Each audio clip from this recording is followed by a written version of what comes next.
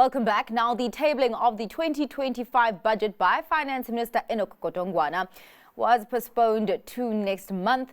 The country's business lobby groups say the decision to postpone came as a shock, putting the nation's credibility under fire. Business Unity South Africa has urged all parties to prioritize South Africa's needs over political interests.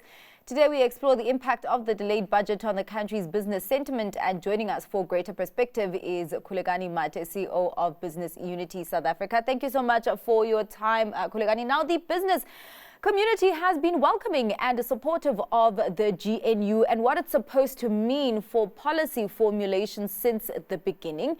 Has anything changed in the last 24 hours in terms of how business then sees the GNU as a tool of certainty and stability?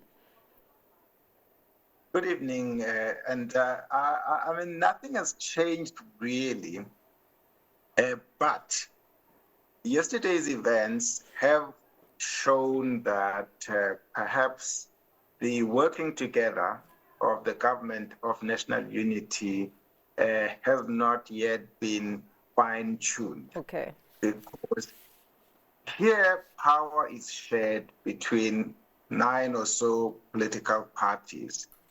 In a context of shared power, you would expect that there would be consultation among the parties before any big decision is made.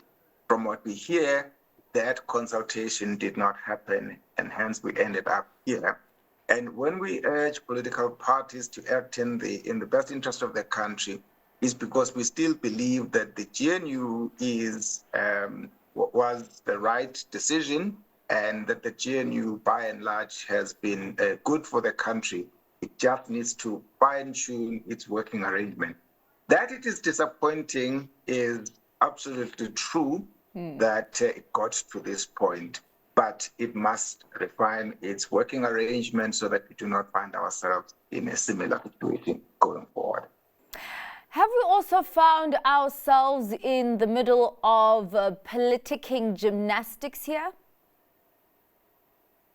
Well, you know, politicians are politicians and use any and every opportunity available to do that, and we should be able to sift through that and really go to the heart of the issues. And when one does that, you can see that at the heart of it was that there was no agreement on a significant decision by government. I mean, for those of us who are starting to be gray, we have not seen something like this in recent memory, certainly not in the democratic era, of raising VAT by 2%, right?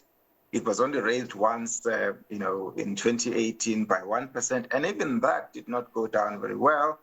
So it should have been foreseen that this is such a big decision that it needs to be canvassed widely, and for it to be left to last minute is what is disappointing. And I mean, it's become quite clear that it is very difficult to please everyone in the budget, but just drilling into that contentious issue of consumer tax and maybe any other details that have come out since then, is it unclear at this point who the budget is speaking to?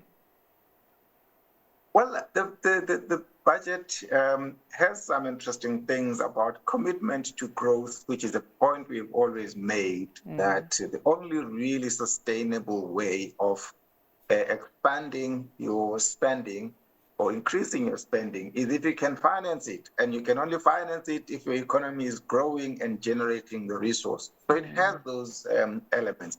I have a huge sympathy with the Minister of Finance and the National Treasury team, because clearly they've been pushed for more resources in an economy that's not growing, and they were not prepared to essentially blow our debt to GDP ratio even higher. And so the only way is to then raise taxes.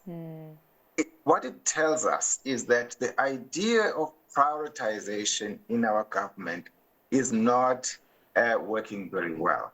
We do not prioritize, and because we do not prioritize, we try to, or the government tries to please everybody, and you end up with a forever increasing size of the government, and that has these kinds of consequences.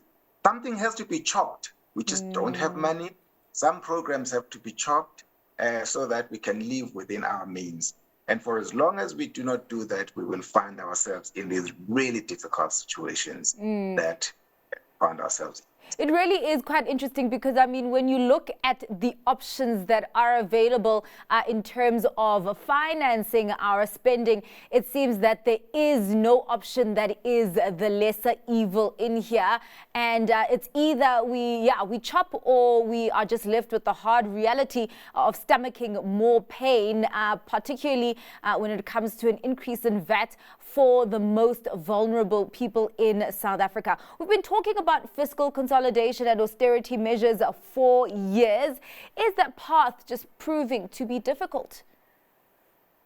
Well, you need a commitment to fiscal consolidation and just prudent financial management, not only by the National Treasury.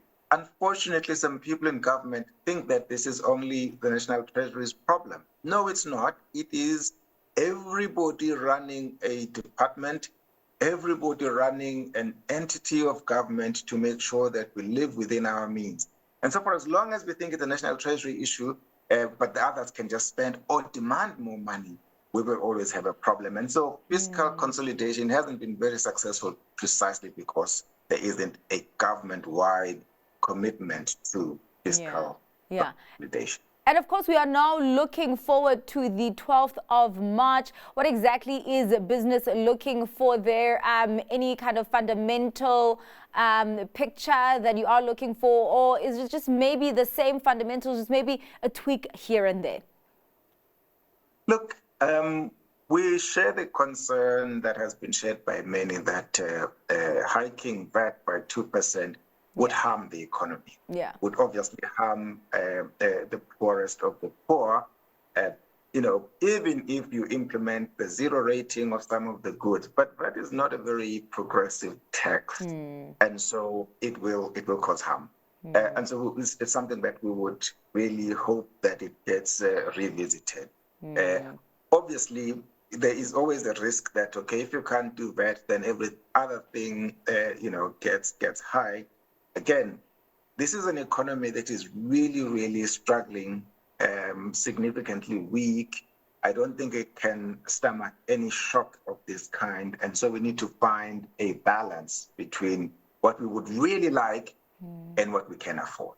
All right. Well, thank you so much for your time. You do have to wrap up the conversation there. Thank you for your insights, Khulekani. That was Khulekani Mathe, CEO of Business Unity South Africa.